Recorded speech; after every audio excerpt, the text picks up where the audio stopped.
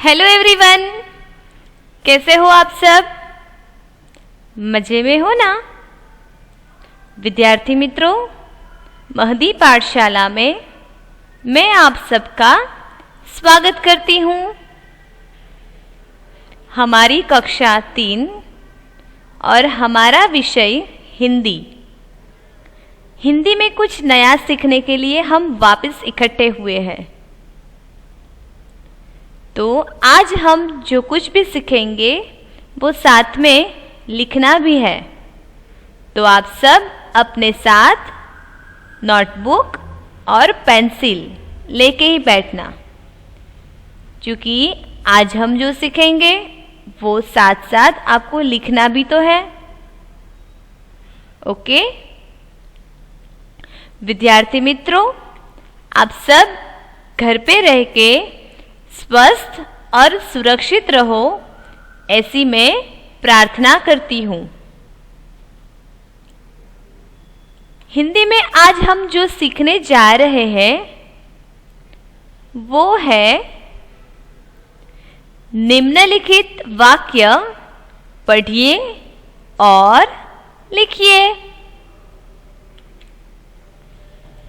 वापस मैं रीड कर रही हूँ। निम्नलिखित वाक्य पढ़िए और लिखिए। यानी कि यहाँ पे कुछ वाक्य आएंगे जिनको हमें पढ़ना है और लिखना है। इसके आगे के टास्क में हम थोड़े वाक्य सीख चुके हैं और मैंने आप लोगों को लिखाया भी था और हमने गृह कार्य भी किया था। आज हम कुछ नया वाक्य पढ़ेंगे और नया वाक्य सीखेंगे। तो सबसे पहले आप लोग अपनी बुक में आज की तारीख लिखो, फिर स्टैंडर्ड 3 और विषय हिंदी। फिर ये सूचना है वो लिखनी है आप लोगों को। यहाँ पे लिखा है निम्नलिखित वाक्य पढ़िए और लिखिए। निम्नलिखित वाक्य पढ़िए और लिखिए। चलो, लिख लिया सब लोगों ने।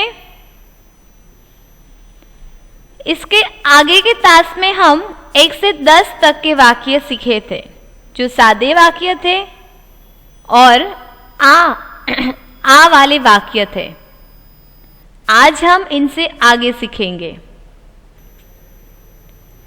तो आपके सामने वाक्य आ चुका है जिसका नंबर है 11। 1 1 11। 1 से 10 तक के वाक्य हम आगे सीख चुके हैं। तो 10 के बाद क्या आएगा? 10 के बाद आएगा 11। तो हिंदी में 11 कैसे लिखते हैं? तो ऐसे 1 1 11 करना है और लिखो डा की या। डाकिया, डाक ला या। ड के बाजू में रेखा, फिर क को रस्वई करना है। य के बाजू में रेखा, तो हो गया डाकिया। फिर डा क। ल के बाजू में सीधी रेखा। य के बाजू में सीधी रेखा। अभी मैं वापस पढ़ रही हूँ। डाकिया डाक, ला, या। विद्यार्थी मित्रों, जहां भी वाक्य खत्म हो तो हमें ऐसे पूर्ण विराम करना है। गुजराती में पूर्ण विराम कैसे होता है? तो एक छोटी सी बिंदी यानी कि छोटा सा डॉट होता है। ठीक उसी तरह इंग्लिश लैंग्वेज में भी ऐसे ही होता है, पर हिंदी में ऐसे सीधी रेखा करनी होती है। इसे पूर्ण विराम और फुल स्टॉप भी कहा जाता है। अभी समझ में आया ना कि फुल स्टॉप मतलब क्या? ये कोई भी वाक्य पूरा हो तो ये फुल स्टॉप करना है। ओके, तो चलो ये वाक्य लिख लिया आपने।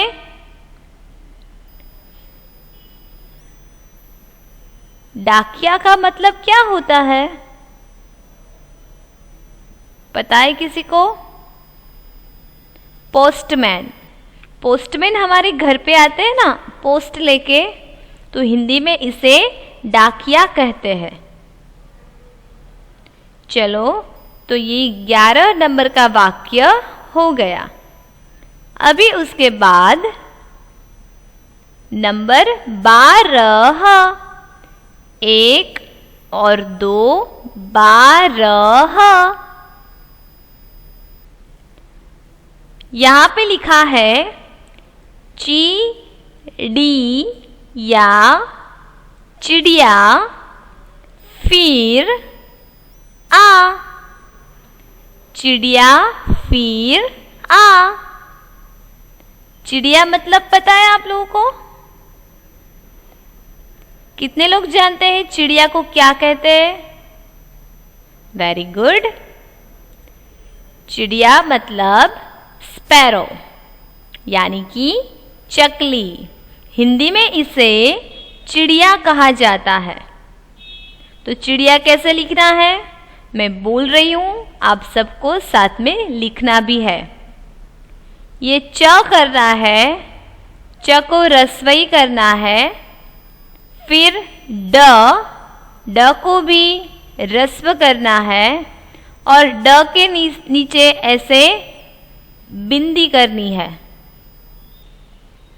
फिर य के बाजू में सीधी रेखा, तो हो गया चिड़िया। उसके बाद फल का फ, उसे भी रस्व लगाना है और फिर जैसे हम स्वर में सीखे थे ना अ और आ, वो वाला आ लिखना है और लास्ट में फुल स्टॉप। अभी समझ में आ गया ना ये फुल स्टॉप वाला? ओके, वापस बोल रही हूं मैं। नंबर 12, चिड़िया फिर आ। चिड़िया फिर आ, यानी कि चिड़िया को हम वापस बुला रहे हैं। उसके बाद नंबर 13, 1 और 3, 13। यहां पे लिखा है कि रण, क को रस्व लगाना है तो हो गया कि र अण। फिर यहां पे ऐसे अल्प विराम करना है जिसे हम कोमा बोलते हैं। तो किरण, फिर यहां पे अल्प विराम, फिर सितार, स को रस्वई सी, त के बाजू में सीधी रेखा ता और र, सीतार और ब जा, किरण सितार बजा। और अंत में पूर्ण विराम। ये किरण एक लड़की का नाम है। उसे कहा जाता है कि सितार बजा। सितार मतलब पता है ना, वो संगीत का एक साधन है, म्यूजिक इंस्ट्रूमेंट है सितार, जिसे हम बजाते हैं। तो इस वाक्य में किरण को सितार बजाने के लिए कहा जाता है। चलो जल्दी से लिख लो और सब लोगों को अच्छे अक्षरों से अपनी नोटबुक में लिखना है। वापस मैं एक बार पढ़ रही हूँ। नंबर 13, किरण सितार बजा।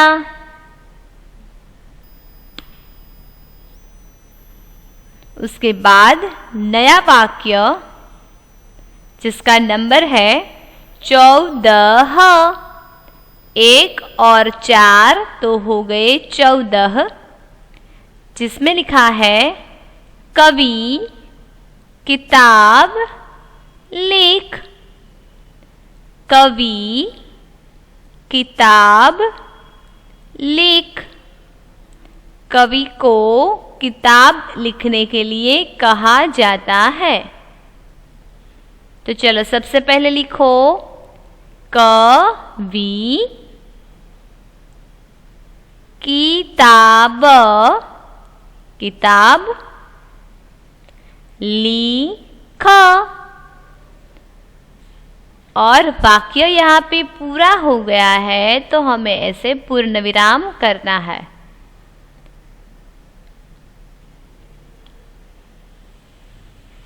चलो अच्छे अक्षरों से लिखना है।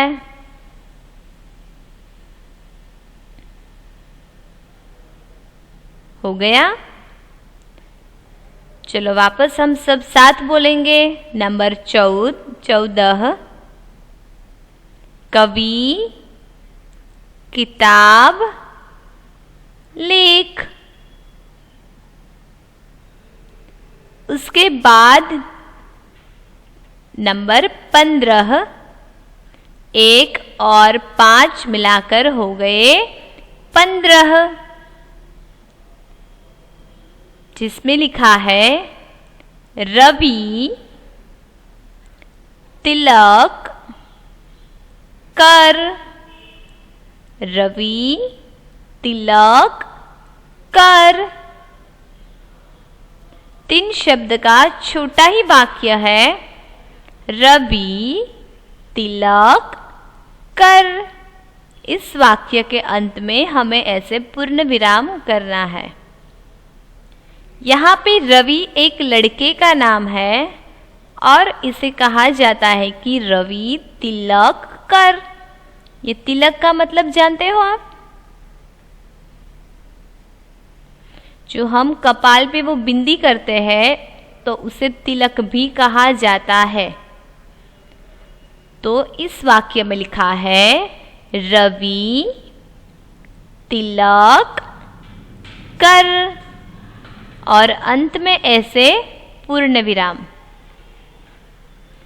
विद्यार्थी मित्रों, जैसे ही मैंने लिखा है उसी तरह आप लोगों को लिखना है। ये 11 से 20 तक की गिनती में या फिर ये सारे वाक्य में ह्रस्वय या दीर्घई कोई भी भूल ना हो, इनका खास ध्यान रखना है। ओके?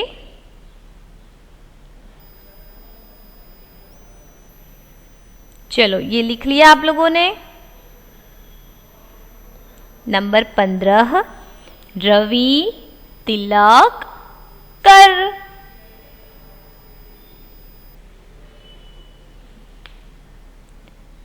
उसके बाद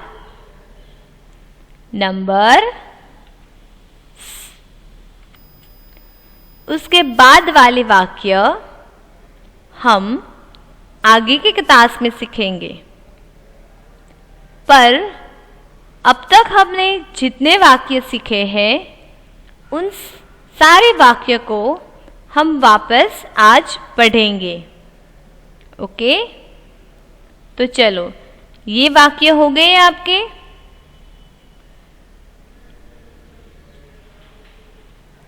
अभी पहले से लेकर यहाँ तक हम सारे वाक्य को एक बार पढ़ते जाएंगे और अगर आप लोगों को बाकी है तो साथ में लिखते भी जाएंगे।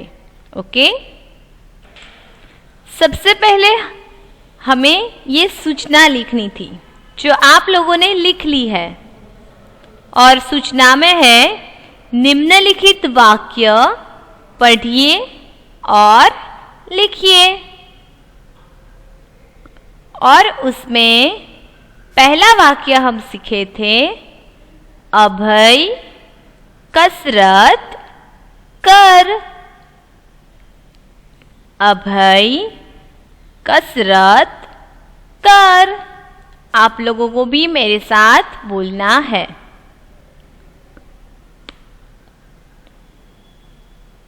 चलो अभी दूसरा वाक्य, जग रख। क्या लिखा है यहाँ पे? जग रख। चलो आप लोगों को भी बोलना है। नंबर 2, जग रख। तीसरा वाक्य, विद्यार्थी मित्रों मैं जब बोल दूं उसके बाद आपको बोलना है, पर सबको कंपलसरी बोलना है क्योंकि हमें हिंदी लैंग्वेज सीखनी भी तो है। ओके, नंबर 3, शरबत। बोल लिया आप लोगों ने? शरबत चक। शरबत चक। उसके बाद नंबर 4, अचकन पहन। अचकन पहन। अचकन पहन। उसके बाद नंबर 5, पलक जग भर। पलक जग भर। उसके बाद छठा वाक्य, रमा बाजा मत बजा। रमा बाजा मत बजा। यहाँ पे रमा नाम की लड़की है, उसे बाजा नहीं बजाने के लिए बोल रहे हैं। बाजा यानी कि एक संगीत का साधन जिसे बजाने के लिए मना कर रहे हैं। तो नंबर 6, रमा बाजा मत बजा। यहाँ पे जो आप देख रहे हैं ये अल्प विराम है। विद्यार्थी मित्रों आप देख रहे हो कि सारे वाक्य के अंत में ऐसे पूर्ण विराम किया है, तो आपको भी ऐसे पूर्ण विराम करना है। ओके,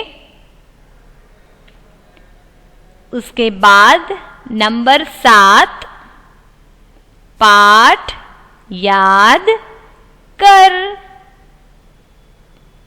पाठ याद कर। पाठ मतलब लेसन। पाठ याद कर। उसके बाद नंबर 8, रमन अनार खा। रमन अनार खा। यहाँ पे रमन जो है वो एक लड़के का नाम है और उसे अनार खाने के लिए कहा जाता है। चलो अभी सोचो ये अनार का मतलब क्या है। जब ये वाक्य हम पहले सीखे थे तब मैंने आप लोगों को बताया है कि अनार मतलब दाडम। अनार को गुजराती भाषा में दाडम कहा जाता है और इंग्लिश में क्या बोलते हैं इसे? पोमग्रेनेट। अभी याद आ गया ना? तो 8वां वाक्य है रमन अनार खा। उसके बाद 9वां वाक्य यहाँ पे लिखा है आशा पाठशाला जा। आशा पाठशाला जा। आशा नाम की लड़की को पाठशाला जाने को कहा जाता है। पाठशाला मतलब स्कूल। स्कूल को हिंदी में पाठशाला कहा जाता है। आशा पाठशाला जा। फिर नंबर 10 अमन बाजार जा। अमन बाजार जा। उसके बाद आज हम जो वाक्य सीखे उसको पढ़ेंगे और अगर आप लोगों को बाकी है तो साथ में लिखते जाना।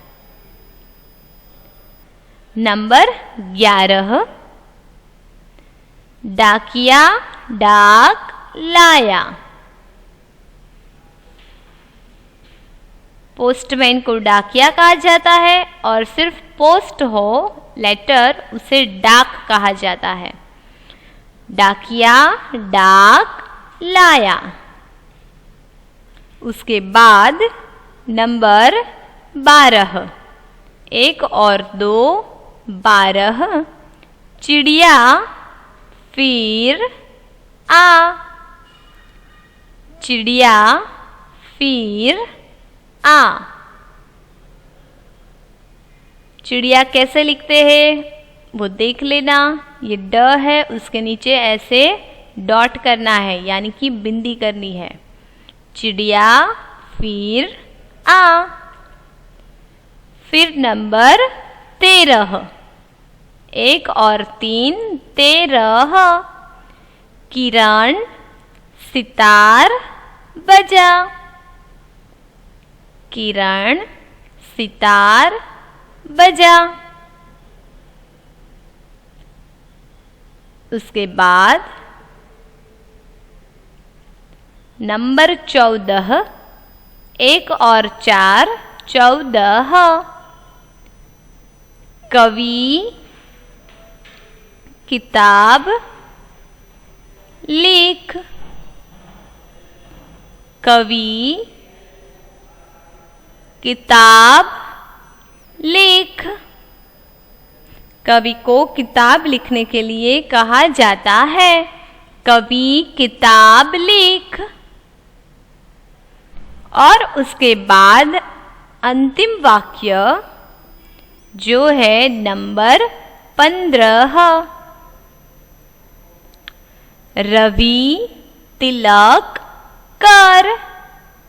रवि तिलक कर।